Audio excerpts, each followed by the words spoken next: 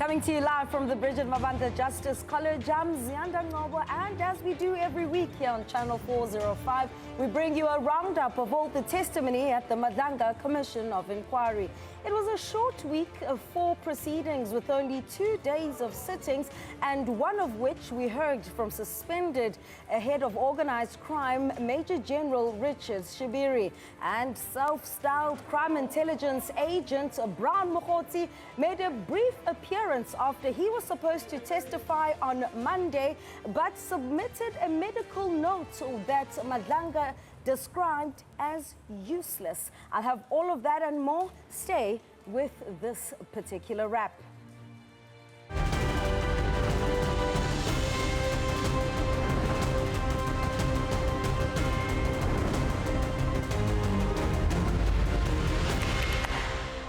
Monday proved to be somewhat of a waste of a day when Brown Mogotsi, who was supposed to have appeared, called in sick. And according to Chief Evidence Leader Matthew Chaskelson, there are some new issues that needed to be canvassed with Mogotsi.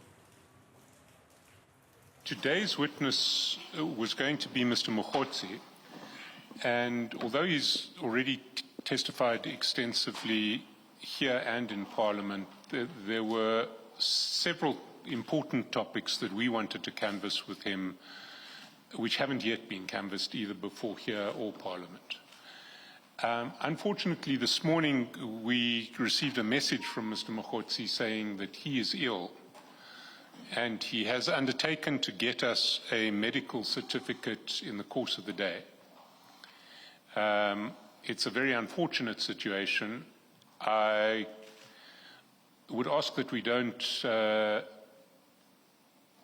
take any final decisions about how to respond to it until we've had the opportunity of looking at the medical certificate that he's assured me will come through later today. It was quite interesting to note the grace that Chaskelson gave to Mogotsi, whom he revealed no longer has legal representation as he did when he appeared previously. But the commissioners did not take Mogotsi's no-show lightly. But for your request, our idea was to say, at present and until we have a medical certificate, Mr. Mogotsi is in contempt, and our idea when we discussed the matter amongst the 3 of us was to say, because he is in contempt from where we are sitting, we are going to have the Commission initiate the necessary legal processes against him. It is purely because of the request that you have made that we will not immediately have those processes initiated. We will stand the matter down until Wednesday morning at 9:30. Of course, that is not for Mr. Mogotsi to testify, because another witness is scheduled to testify on Wednesday morning. And still on Monday, the Commission spokesperson Jeremy Michaels made an undertaking to keep the nation updated on whether or not Mogotsi would meet his obligation to submit that medical certificate by the close of business.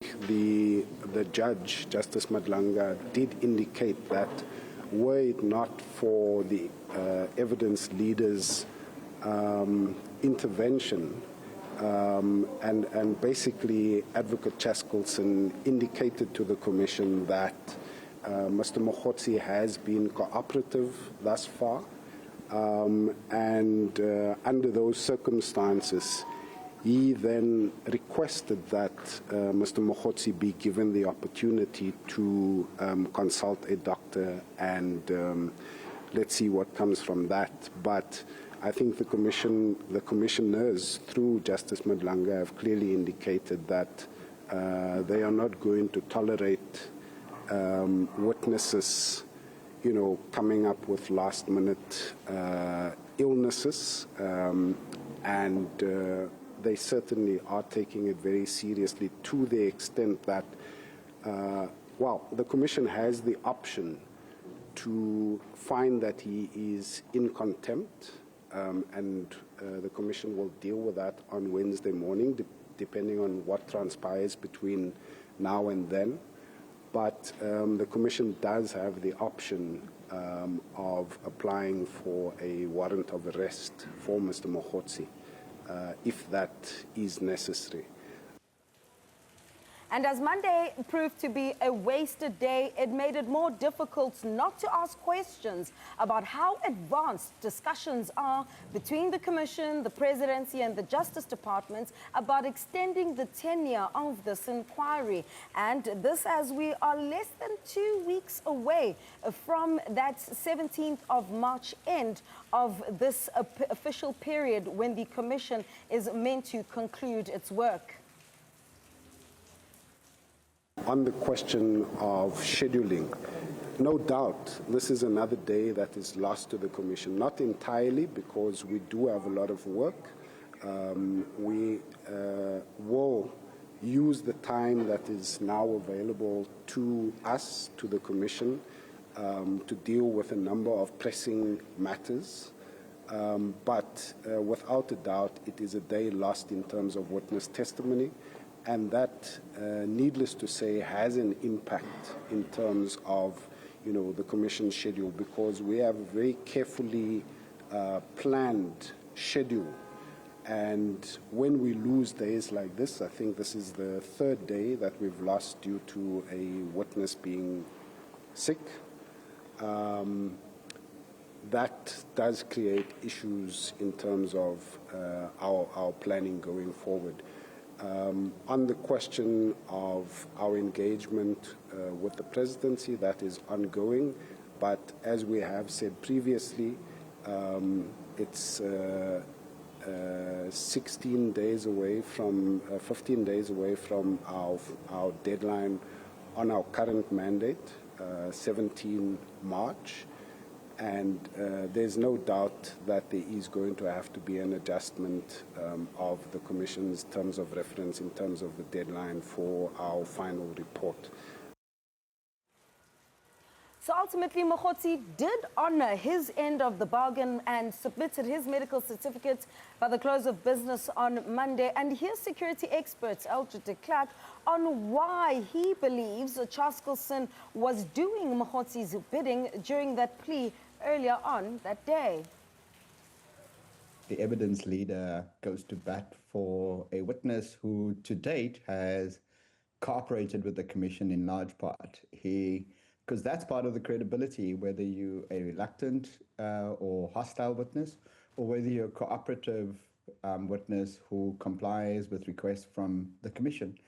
It's part of the principles of fairness, Iman, and therefore I think the evidence leader was arguing for the fact that the specific circumstances surrounding the absence of the witness has to be established, and the Commission has to be certain that the witness is not simply avoiding testimony, but there's a legitimate reason for why he or she is not present. And in this case, illness or incapacitation were cited as the reason, so that has to be established and verified. So the Commission did not sit on Tuesday as Commissioner Sesi Baloyi had to attend to her duties at the Judicial Services Commission. So it was on Wednesday when Brown Mogotsi appeared at the Commission in the flesh to come and explain why he did not appear 2 days prior. But before he could speak, this is what Commission Chairperson Mbuyiseli Madlanga had to say. It looks like we've reached a stage where we are getting quite a few of these medical certificates, and this is quite bothersome. It impacts negatively on the Commission's scheduling, because once we do not have a witness, and we usually get to know of that on the day, we lose time because we do not sit on that day, and it gets worse if a witness has been scheduled for more than just 1 day. And that witness then has to be scheduled at a later date, affecting scheduling that had already been done. This is truly, truly bothersome, and the Commission has very limited time to do its investigation, do and finalize its investigation. And the medical certificates we get basically say nothing. Yours, Mr. Mogotsi, says medical condition. That is what the last one before yours also said, and we had to insist on getting another medical certificate, which then stated what the real condition was. Just saying medical condition, that's useless, useless. It doesn't assist us, and ordinarily, that's something we just cannot and should not accept. And so, as you'll know, the Commission is exploring several steps when it comes to this issue of medical certificates. You'll recall even last week we had at least 2 wasted days after a crime intelligence colonel also called in sick.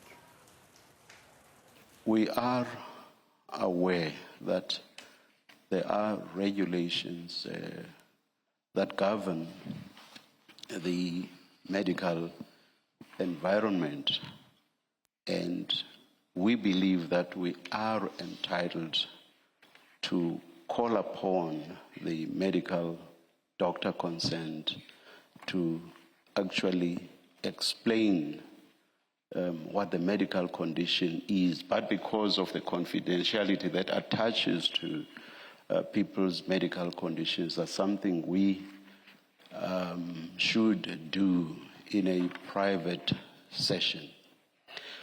Starting from now, that is something we are seriously considering doing.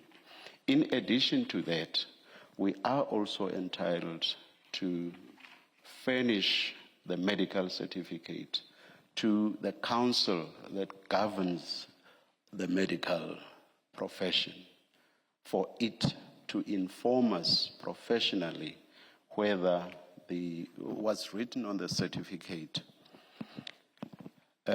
makes sense medically. We are, even on this aspect as well, seriously considering doing that. We are not going to sit here and continue receiving useless medical certificates like the last one was and like yours appears to be. And for Mogotsi's part, he has apologized for inconveniencing the inquiry. I really have to apologize and reiterate, Commissioners, I have been very consistent throughout the preparations all the time before the Commission. And coming back from Cape Town, since Friday, I was not okay. Like you say, confidentiality of the illness, but mine, I just had a lot of pressure, more like a diarrhea. I was so sick.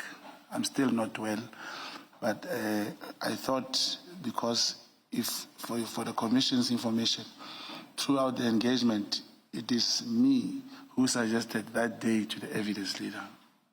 So I really apologize, but indeed I was very ill and very dizzy also. And I even insisted with the doctor that I so wish he can get me some medication so that by Wednesday, Thursday, I could be ready to come here. And it will never happen again. All right, so let's bring in the South African Medical Association to talk more about this. And I'm now joined by Dr. Zanele Bigicha. She's the Vice Chairperson of SAMA. Very good evening to you, Dr. Bigicha. I suppose the first question is to ask that, legally speaking, what does a professional medical certificate look like? Hi, how are you? Thank you for bringing us in on this topic. So if you are talking legally, you obviously have to have, a practice that is registered to a licensed medical practitioner. And you can easily confirm if a practitioner is licensed and able to practice by going onto the HPC's SA portal and putting in their details there. It will give you the name and whether their practice status is active or not. So that's the first issue, the details of the practitioner. It then also needs to have a practice number, which you can, as a citizen, confirm with the BHF, which gives practice numbers out to doctors as well. It then also needs to have, basic information. It must provide space for your name, your details, signature of the doctor or stamp of the doctor, along with the date that you're going to be ill, and the date you consulted, and how long they're giving you off if they are deciding that you do need time off to recover. And there will obviously be a space for diagnosis on the medical certificate, but knowing, that your medical status is confidential, it is not always incumbent to spell out what the medical diagnosis is, especially if the patient is not comfortable disclosing that to their employer. I mean, in this case, because we are dealing with the Commission of Inquiry, is there any sort of legislation or obligation, I should say, to actually disclose, to an extent, the nature of the condition that someone is facing because of what we are dealing with? In other words, how sick is someone to the extent that they cannot appear before a Commission of Inquiry? For instance, maybe the medical certificate must include that Ziyanda Ngcobo doesn't have her voice and therefore is simply unable to physically give testimony at the Madlanga Commission. I can understand how frustrated the commissioners are. Other employers equally are as frustrated because they would be relying on the client, who is our patient, to be able to be present. But as medical practitioners, we are bound to our patient in terms of confidentiality. So we would first step, if being approached, need to find out if the client is willing for us to, disclose the status of their medical condition that makes them unable to. So we would still need consent from the client. If it does get to a circumstance like this that we're seeing at the Madlanga Commission, where perhaps the client is unwilling, but there's also legal matters, then as a practitioner, I would need to be approached through a legal request to be able to disclose that, so that the issue of POPIA, the issue of, confidentiality is covered. And even in that circumstance, it would have to be to limited people who would be required to know only, and would also need to be disclosed in a platform that still gives as much privacy as possible if endorsed by the court. I mean, are you at all, as the South African Medical Association, concerned about the way in which, your profession is being portrayed, in the sense that some of the concerns have been, of course, we know doctors and their handwriting is an age-old joke, but in terms of even just, part of how it is actually constructed, and that's precisely why the Commission is saying perhaps we even need to call in some of these doctors. Many think, oh, it's easy to just go to a doctor and get somewhat of a corrupt doctor to just write me any type of medical note so that I don't have to appear. Is that a concern for you? Look,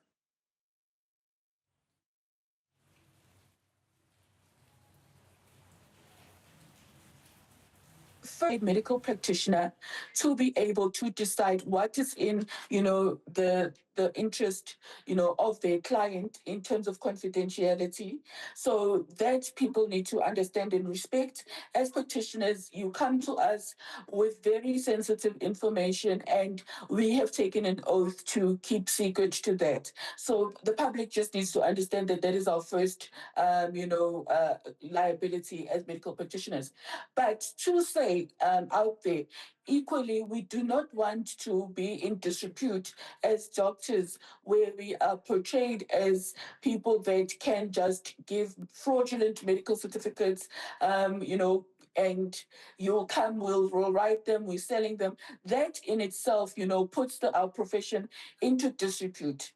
A doctor goes clinically, examines the patient, and then comes to the conclusion, given on what they've seen and talked about with the patient, that the patient is indeed ill and obviously will need those days to recover as part of treatment.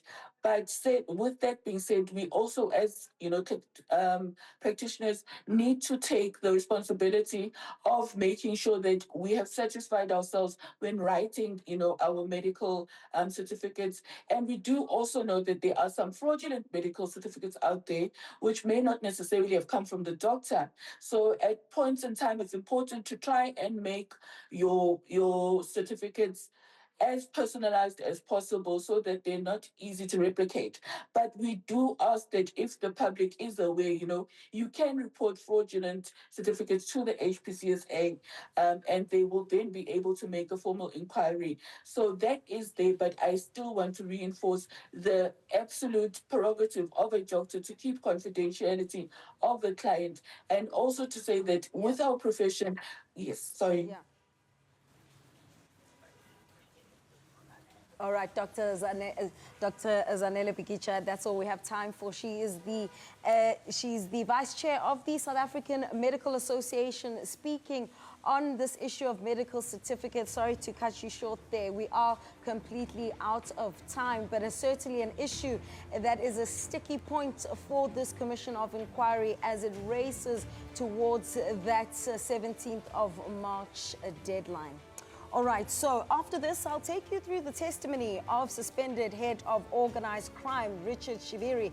He also appeared on Wednesday. Lots has been said about him and his relationship with Vusumuzi Cat Matlala. You don't want to miss that.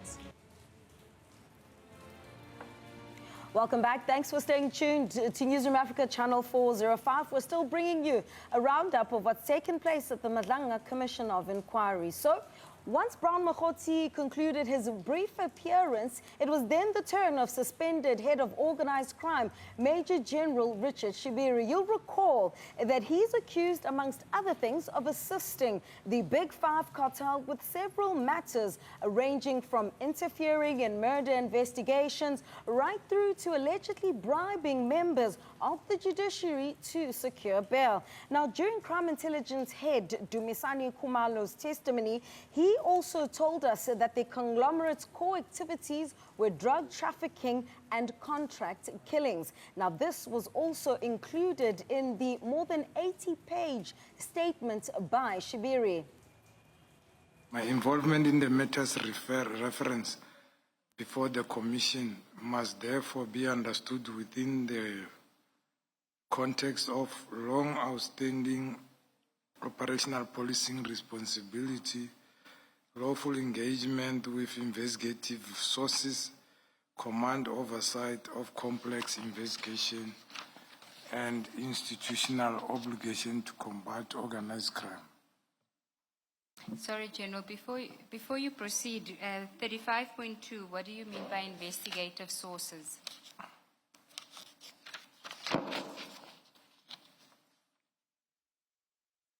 Investigative sources refers to community sources who can provide information or registered informers who can, and also physical evidence obtained from the scenes which can provide information. Surprisingly, Shibiri has admitted that there are instances where criminal syndicates have infiltrated some law enforcement agencies, but he also adds that this phenomenon is not new. Based on my experience in the execution of my official duties, intelligence received from registered sources, crime intelligence reports, information derived from investigated case dockets, community intelligence structure, it is my considered professional view that in some instances, criminal syndicates have infiltrated or exerted influence within the law enforcement structure. Based on my operational experience, investigative exposure, and intelligence received during the execution of my duties, the infiltration and undue influence of law enforcement institutions by critical syndicate manifest in identifiable patterns. The nature of such infiltration is seldom overt. It is typical, occurs through gradual compromise of individuals, process rather than formal institutional capture. The phenomenon is not recent, isolated, or incidental. It has manifested repeatedly over a sustained period of years across different operational environments, geographic areas. The intelligence trend, disciplinary cases, criminal prosecution, investigative finding, with which I have been involved, indicate a recurring pattern of attempts by organized criminal groupings to compromise individuals within South Africa, officials within the law enforcement agency. While not systemic across entire institutions, the persistence of such infiltration attempts to reflect ongoing and evolving threat to institutional integrity that has endured over time has occurred through compromise of individual members. And so, interestingly, Shibiri says it's he who told KZN top cop Nhlanhla Mkhwanazi about the Big Five cartel, and he was surprised that when Mkhwanazi appeared before this inquiry, the story seemed to change. When General Khumalo testified, they indicated, no, General Mkhwanazi, they indicated their investigation has identified the five cartels, the Big Five cartel. But when it was testified here, it was testified it's me who actually informed them or gave them the names of the Big Five cartel.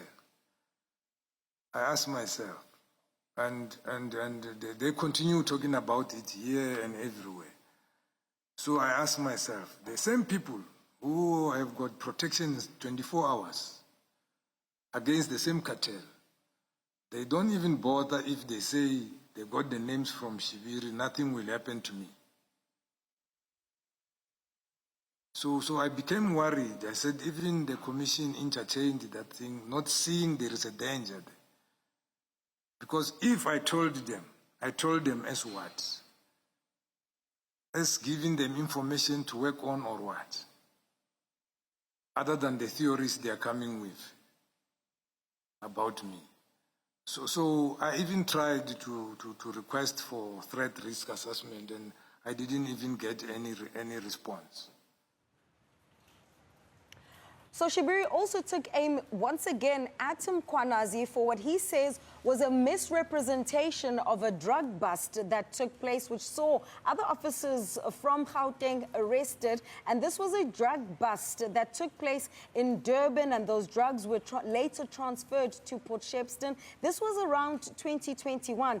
And you recall that Mkhwanazi told the commission that 541 kilograms of cocaine were seized with 200 million rands, and that these drugs ultimately went missing. So, as I've already mentioned, these drugs were seized in Durban, but then they were stolen on the south coast of Durban after allegedly, according to the Hawks at the time, a perpetrator had managed to enter the building and take the cocaine.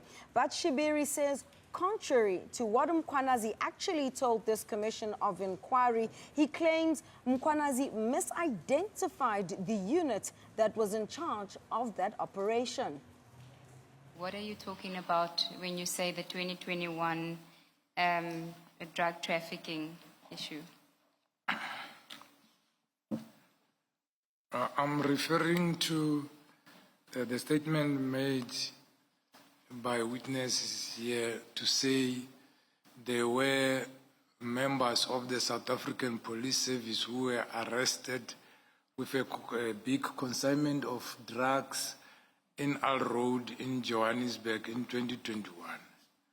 And it was said those members, 3 of them were from head office, 2 were from dog unit, and 1 was attached to organized crime investigation.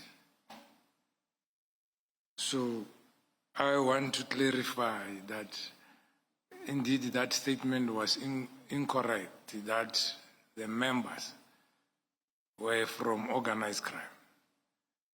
That member was arrested there with the traffic officer and other members. It was only 1 member attached to serious and violent crime head office, not organized crime. And further, I would like to state that during the arrest, because the information came with General Khan following the consignment from Durban, they wanted to intercept it in Germiston, but they couldn't until it reaches the factory in Al Road. When they arrived at the scene, those police officers already offloaded the drugs from the truck to their police van, and they were about to leave. The owner closed the gate. General Khan summoned investigators from DPCI, and General Kado arrived with his team. When they were busy processing the scene, the superintendent from the National Traffic, namely Mashaba, called the provincial commissioner, claiming that they were tracing this truck and they wanted to arrest the suspect. Now they have been arrested. So one of the other allegations that Shibiri is facing is what was said by witnesses A and B, who are part of the political killings task team, is how Shibiri is the one who had said that there are 3 envelopes available for the prosecutor, the magistrate, and them as investigators to secure the bail of those implicated in the April 2024 murder of Vereniging engineer Aman Swart. Then, allegedly, a week after the 3 envelopes meeting, one of the witnesses was invited to a party at a White House on a hill in Northcliffe, and it's at that party where businessman Vusi Ndlala was the actual host and Shibiri was the DJ. But on Wednesday, Shibiri told the commission that Ndlala was a crime intelligence agent. I know him as Vusi Abednego Makuela, not Vusi Ndlala. I know Vusi Ndlala, who is known as Vusi Abednego Makuela. I was introduced to him during 2019 by my friend and colleague, the late Brigadier Herman Mudis, who at the time served as a provincial head, Gauteng Organized Crime Investigation. Brigadier Mudis informed me that Mr. Vusi Makuela was assisting him in relation to certain investigations, and further indicated that he was regarded as a reputable traditional healer, of which I confirm I've seen the certificate.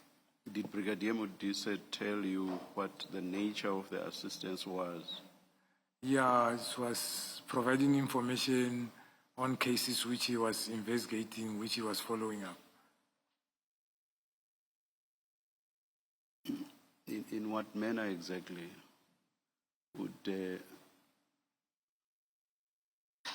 ask him to what? Do a divination of what had happened, who the suspects were, or how exactly would the assistance manifest? Yeah, like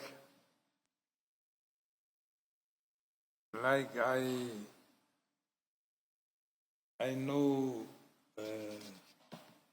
Ms. Mulwantwa. She's got capability. She knows a lot of people in a lot of circles where we were doing investigations. So maybe I'm afraid to say what type of investigations because I don't want to. You see, in my language, there's something called ububula. So you go to a traditional healer and you ask them, No. No, it was not like that one. It was like information, like you get from a source who knows what happened. Gula, yes, we were going for Gula, something. not Gula. B-H-U, B for boy, H for hotel, U. That one, Commissioner, that one, it was personal one, not about the work. About the work, it was information or intelligence related to do with the work of the cases he was dealing with. Oh, based on information that Mr. Makubela would be having. Yes. Oh. Yeah. As an ordinary person now, not so much as a traditional healer. Yeah. Oh, all right. Yeah, as a traditional leader, we'll go to his house. Okay. Yeah. Okay, all right. As a registered source? What I can tell you, it was a registered source before of, I knew now, of crime intelligence. And I think the matter is in the High Court where they are suing each other.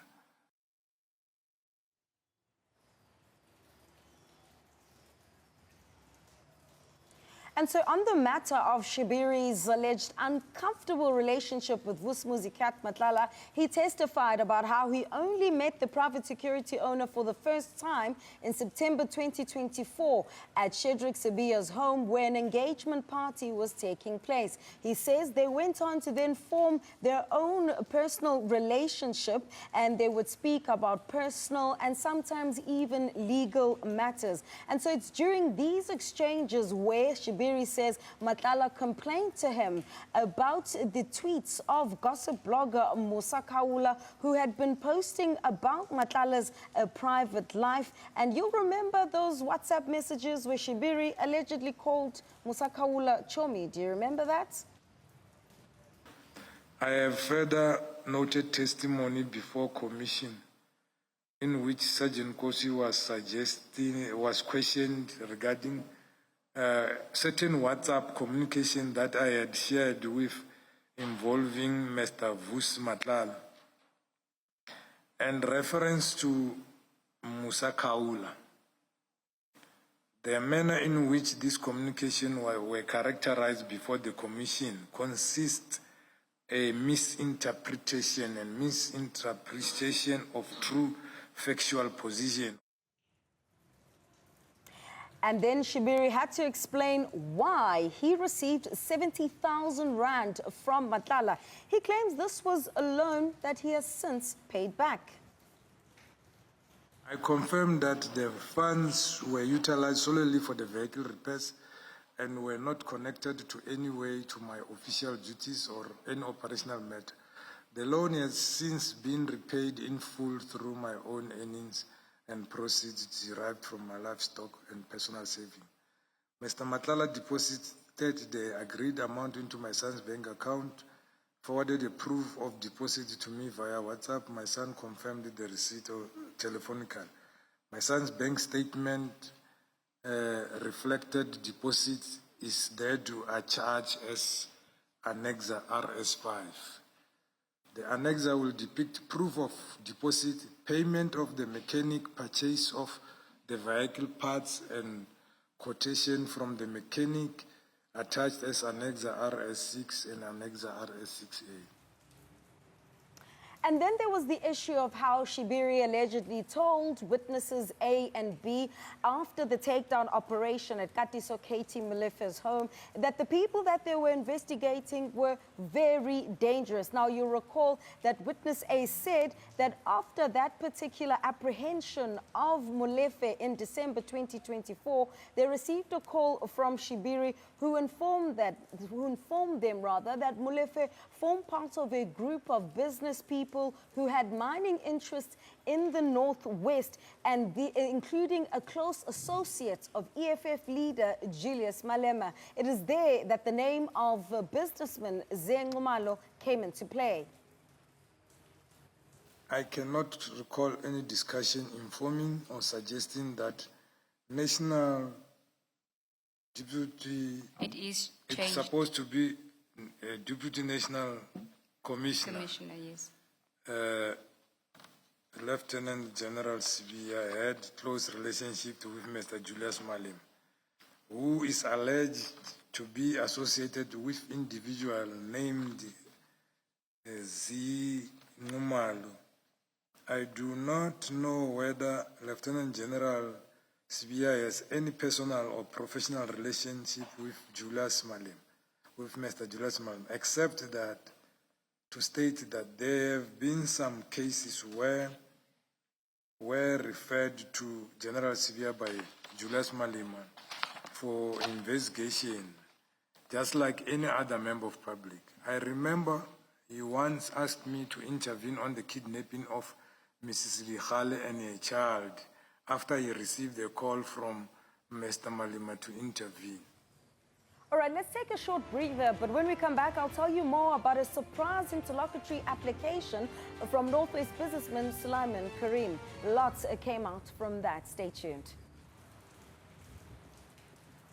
Thanks for staying tuned. So, on Thursday, the Commission didn't sit again to still allow for Advocate Sesi Baloy SC to continue with the duties at the JSC. So on Friday, it was anticipated that Richard Shibiri would be returning to the stand, but before he could do that, a new application was brought by Northwest businessman Sulaiman Karim to have his testimony next week to be done in camera. But even before that could be done, there was an application within an application because Karim's lawyers wanted their arguments to be heard behind closed doors. All applications for in-camera hearings have always been heard here in open session. And a good few of those were found to have substance, and the actual hearing of the testimony was then in camera. Yes. So I don't know what makes this one stand out. And for the argument that the whole thing will be rendered negative, I just don't follow it. One of the arguments that is made in the in-camera is that my client started receiving death threats, and that those death threats emanated even before he gave his actual evidence at the commission itself.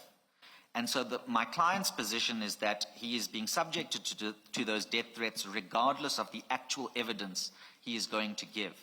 Now, the fact that we are having this debate about whether he should then still give that evidence in camera or not in camera now reveals to the public at large watching in that he's been the subject of those death threats, and that he might be made to give evidence, but it just will happen on a day or in a time or in a format that the public at large might not know about. But the consequence of that doesn't detract from the fact that my client, based on what he says in the affidavits, is that he's being surveilled. And the fact now that this has already happened on live television, with all due respect, does not, or rather does, undermine the very purpose of the in-camera, which was to protect and that so evidence disclosure. leader Dila Hassim SC also had her turn to speak, especially around this issue of a possible breach of confidentiality. The statement, it's always been the practice of the Commission, and there's never been a breach of confidentiality thus far, not in relation to this witness or in relation to any other witness on the side of the Commission staff or evidence leaders. So that is not something that ought to have given rise to some suspicion. The third thing I want to say is that in relation to the perceived threats of the breach of the ruling of this Commission, it is important that witnesses understand, and the legal representatives, what the requirements are of the Commission and the status of rulings that are given by the Commission. So it wasn't in the nature of a threat. It was in order to advise the witness that you now are in breach of the ruling of the Commission, and it's important, and a duty, I would add, of the evidence leaders to protect the processes and the integrity of the processes of the Commission. So a ruling that says that the statement is to be provided on a certain date is that. It cannot be amended without the chair's reconsideration of the ruling, which would require an application, and there was none such application in that regard. And finally, on the statement, it really wasn't tied to the determination. It wasn't conditional on the outcome of the in-camera application, right? Because the statement is for the purposes of providing evidence to the Commission. So I just wanted to make those remarks with regard to the statement to clarify that. But I've also said what I've had to say about the ruling on the 3rd of March, that this was to be an open session. For me, that's where this preliminary debate would end. And then given that the ship has sailed, we should probably proceed into the merits of the application. And so after a short adjournment, ultimately the Commission then ruled against Kareem's lawyers. And so the application, the main one that is around having Kareem's testimony being conducted in camera, that was heard openly, as was argued by the evidence leaders. And it's there where Advocate Camille Premid was consistently pressed on who his client believes actually wants to cause harm towards their clients. In fact, Madlanga kept on saying these threats appear to be coming from nowhere. I want to raise concerns about some of Mr. Kareem's language in his affidavits. We do have thick skins, but if we must call something to order, I think we should. Subject to cogent explanations being given, I find some of the language gratuitous and at times both gratuitous and sensationalist. Let us look at paragraph 9.1 of the supplementary affidavit at page 54. And so Commissioner Boloy even added that the alleged dangers aimed at Mr. Kareem could likely be linked to other things like his business interests or even his ANC membership. We've established page 14 does not make any reference whatsoever. This threat could, on this page alone, the source, the reason for the threat could be anything. Could be his membership of the ANC, could be his business associations, in any of that, maybe even the Commission. But we have no basis on page 14 to link it to the Commission. Well, no explicit basis to do so. But, no basis at all. What I'm suggesting is there's no basis at all. But Premid stuck to his guns. Respectfully disagree. The last message reads, and I quote, "Before you appear at the Commission, which is this Commission, we will show you and your ice boy." So they're saying, actually, we're not going to wait for you to donor and skit after you go to Madlanga. We're going to do it beforehand. And then in the next message, it goes on to say, "Go to Madlanga, we will stay behind and take care of your stuff." So we're threatening you before you go there, and then when you go there, we're going to do more to you. So with all due respect, and that's the difficulty that I was having as to the construction of the context, I think it's, and I say this respectfully, a little bit artificial to identify those two messages, take them out and say they have nothing to do with the Commission, but then ignore potentially the most direct threats which follow immediately thereafter, and I would say respectfully, give context to what those two other messages are about. And the arguments didn't stop there, but I want to take a short break so that you can maybe grab a little popcorn or something to drink, because I'll tell you more about what Adila Hassim had to say in response to Advocate Camille Premid. Don't go anywhere. Thanks for staying with us. So after the lunch break, it was time for Advocate Adila Hassim to respond to Premid's arguments. And it is there that she revealed that contrary to what the commissioners had heard, it is actually the commission that had offered security to Sulaiman Kareem, but he declined their offer. The witnesses complained that while there's protection provided to the commission and its staff, he's had to foot the bill for his own protection. I want to clarify and place on record that I've been advised by the Commission's head of security that the Commission has previously offered the witness protection services. I understand that he declined the offer as they already had arrangements in place. The offer, however, remains. And I would go so far as to propose, Chair, that in light of the threats received, the Commission could better protect the witness in other ways, not through an in-camera application, but by renewing its offer of protection services that was made earlier, and to consider the contours of the offer of the protection services, whether it's transit protection or static or both, and to do so on the basis of a threat and risk assessment, which I think, in fact, first of all, a threat and risk assessment with the assistance of the state security or crime intelligence or both would actually be important, because a properly resourced TRA is likely to identify the source and nature of the threat more expeditiously than a report made at the local police station. So it goes to the point, Chair, that you raised at the outset about the credibility of the threat, the source of the threat, what actually lies behind it. All right, so ultimately Madlanga announced that he'll hand down his ruling in relation to this matter at 9:30 on Monday. But also next week is the last full week of public hearings, not unless we hear something from the union buildings about an extension, hint, hint, to those around the corner from us. But for now, this is where I leave things. Thank you so much for watching.